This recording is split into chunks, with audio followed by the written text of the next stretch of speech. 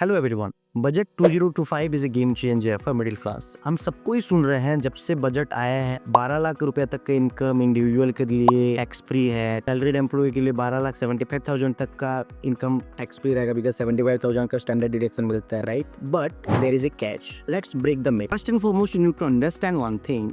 There is no such exemption of 12 lakh rupees for any individual means. Instead, there is a rebate under section 87A for to 60,000. But यहाँ पे भी एक और एक catch. ये rebate हम लोग स्पेशल रेट में जो टैक्स होते हैं वो इनकम के ऊपर हम लोग क्लेम नहीं कर सकते। So let's take an example. Suppose mister X has an income of 12,75,000 rupees. So उसका 12,75,000 income consisting of two part. First one is salary income of 8,75,000 rupees and short term capital gain of 4 lakh rupees. अगर मैं दोनों को सम करता हूँ तो 12,75,000 rupees होता है। जब हम बजट स्पीच के बारे से सुनते आ रहे हैं then mister X should have zero tax liability क्योंकि उसका इनकम 12,75,000 रुपीज तक का ही है। But this is not the truth. अभी कैलकुलेशन करते हैं। 8.75 lakh rupees of salary income के ऊपर हमको स्टैंडर्ड डिडक्शन मिल जाता है 75,000 का, तो remaining balance is 8 lakh rupees. अगर मैं अभी अपडेटेड जो अमेंडमेंट के साथ जो भी स्लैब रेट निकला है उसके हिसाब से अगर कैलकुलेट करता हूँ up to 4 lakh rupees zero tax, 4 to 8 lakh rupees slab 5% के अंदर आता है,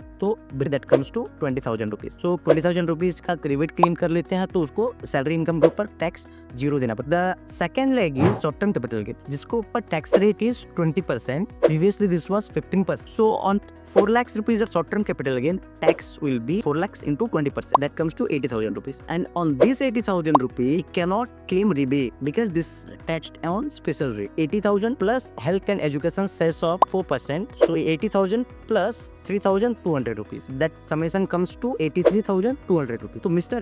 X has to pay tax of 83,200 rupees on income of 12,75,000 rupees. अगर हम व्हाट्सएप फॉरवर्ड के ऊपर जाते तो मिस्टर एक्स को कोई टैक्स पेमेंट नहीं करना पड़ता था, but the reality something else. He has to pay 83,200 rupees to the government of India. So don't go with WhatsApp forward. It is advisable for everyone to consult with an expert before making any decision or for better tax planning. Thank you. Stay connected with us.